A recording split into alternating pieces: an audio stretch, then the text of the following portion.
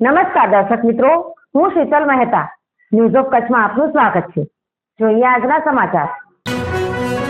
માંડવીમાં તબકત જૈન સંઘમાં દ્વાર ઉદ્ઘાટન સહિત અનેક ધાર્મિક કાર્યક્રમો યોજાયા.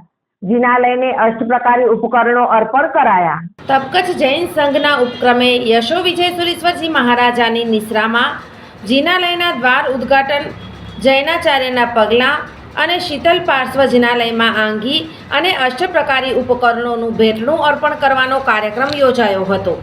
મહાવીર સ્વામી ભગવાનના જિનાલયનું દ્વાર ઉદ્ઘાટન ઝવેરબેન દેવજીભાઈ મહેતા ડગાડાવાળા પરિવારે કર્યું હતું. ડગાડાવાળા પરિવારના જીતુભાઈ દેવજીભાઈ મહેતાના ઘરે પગલાંનો કાર્યક્રમ યોજાયો હતો.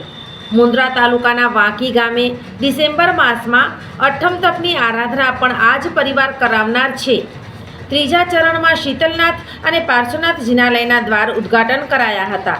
આ પ્રસંગે જૈન અગ્રણીઓ ચંદ્રેશભાઈ શાહ, વિરલભાઈ વાડીલાલભાઈ શાહ, ભરતભાઈ મહેતા, સંજયભાઈ મહેતા, વિરલભાઈ મહેતા, જીતુભાઈ મહેતા, જયેશભાઈ શાહ, દર્શનભાઈ શાહ, નવીન બોરીચા ઉપસ્થિત રહ્યા હતા.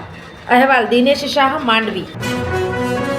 સોફ Kutch power by Opal electronics, LG best shop, Vijaynagar road Bhuj, Rambag road Adipur. Power by KC jewellers, latest fashion ડિઝાઇનના ઓર્નામેન્ટ્સનો વિશ્વાસપાત્ર શોરૂમ, હોસ્પિટલ રોડ ભુજ.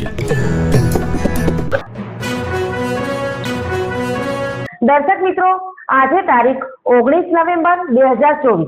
આ હતા આજના સમાચાર. આવતીકાલે ફરી મળીશું. ત્યાં સુધી મને રજા આપશો. નમસ્કાર.